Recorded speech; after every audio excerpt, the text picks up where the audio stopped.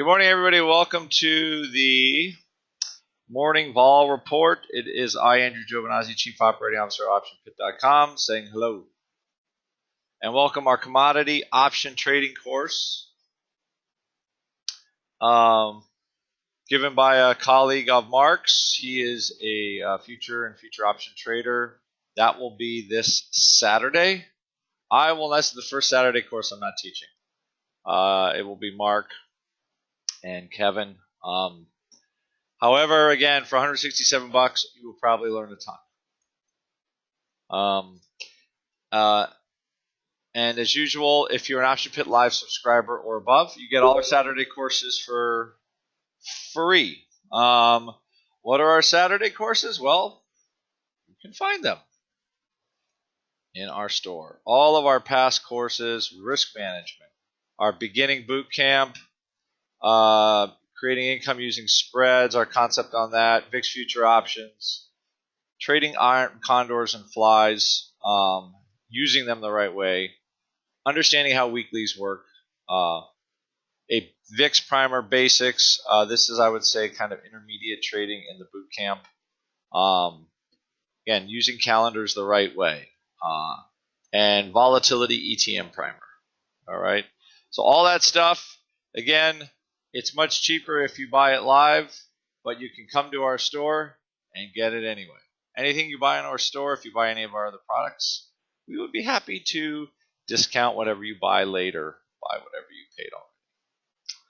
And with that, we will get on to morning vol. So as we've seen over the last, we've been doing this vol report for 2, 3, 4 years, I think now. We have a Fed announcement tomorrow, and they're taking volatility futures down. VIX cash is relatively firm. So remember in the past they used to just bid the vol up, then the pattern kind of changed a little bit, and funds started pre-selling volatility. With VIX at 1294, I don't see a lot of volatility pre-sell in the cash. It's kind of already been done. But we do have, let's pull some futures up here again. Just really no bid for any of the near-term futures. You still got August. I would say this is a healthy, normal levels of premium. The September is $4.45 over. That's probably the most expensive.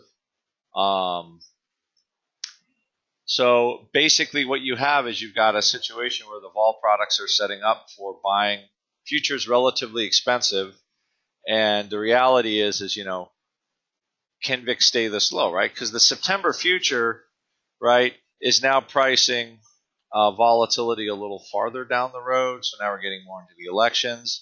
So my guess is, again, just a guess, that the premium levels will stay relatively high to this lower cash level right up until expiration, at least for August.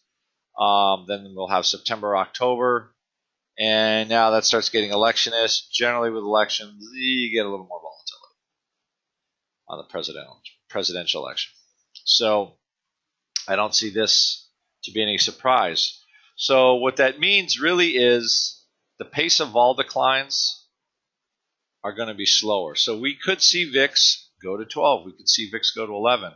But the future premium is not going to leak out till much deeper into the cycle. So the harder drops, I think, are going to be farther into the August cycle. If the earnings seem to have been okay. Right now, oil is starting to slide a little bit. The oil earnings aren't great, it looks like, so no surprise. But with that, that's basically how vol can go up any day, right? Anything can happen overnight. But volatility declines are very trend-like, meaning there's no realized vol. Vol eventually goes down there.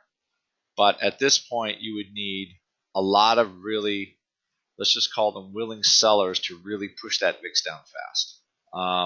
After the Fed announces whatever they're going to announce, if it's kind of their sort of benign blah, blah, blah, we're going to raise rates, in December maybe, the same thing. VIX probably is 12 by the end of the week.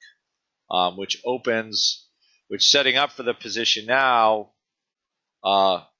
could certainly be interesting from the short side vol trade, but you're not going to get any bang on it until most likely later in the week. They could surprise and say, yeah, we're going to buck the trend and we're just going to raise rates in September, which would probably, the way the market's pricing things, would be a big surprise. The next thing I would say is potential in oil. Again, looking at some of these products, you look for a market. We're clearly in all-time highs for the S&P 500. And while we're not at the bottom, we're certainly not making a run at it anymore. Okay, it seems like the run in oil, at least short term, is over. We'll look for some positions in there. To me, that's more like put time spreads and things like that. Vol's kind of low, realized vol's kind of low. It's not doing much. Load up on the put time spreads, look for cheap protection on the upside, just in case we get an oil spike, which at this point I would say it would be difficult. Overall, just a couple things of note. Apple volatility, very cheap. Like nothing really is going to happen. Probably the cheapest in a cycle it's been for a long time. We have a little position on the strategy letter around earnings. But certainly, you've seen earnings cycles, where the vol is here, right, and we're here, right. I can't remember the last time we've seen a period cycle that low, except for 2014, I think was the last time. So again, very low volatility into the earnings. You could almost pick up what I would say is it's certainly not cheap volatility, but it's average volatility with an earnings cycle. And I think whatever trend in Apple from the earnings will continue as it did the last time. Not great earnings last time, and it really was not, and it was just plain out ugly for them. So looking for, again, the trend like oil trend, lower, not really going higher, put time spreads. We'll look at stuff like that today in our chat room. If you're looking for volatility, I think 12 is a good target, and you want to look at how these products are going to price a 12 VIX, but how much potential crush you can get at the futures. Besides just the random earnings cycle. Treasuries and gold staying firm into the Fed. Gold is up a little bit, and I believe the TLT was up slightly this morning. Right, and again, the waiting for this to come in. If the Fed starts raising, that's fine. I guess these bond prices will drop, but so far we're way, way, way above the Brexit panic levels, by the way. We got down to that day before Brexit, and nothing has really changed there. So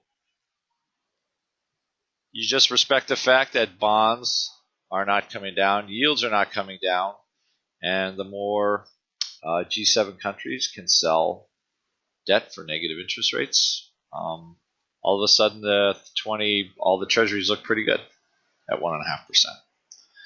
And with that,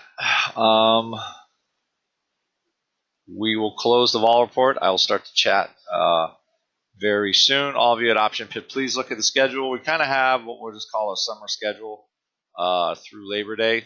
And if things pick up, we'll start expanding our chat schedule again. All right, everybody, you have a good day, and I will talk to you later.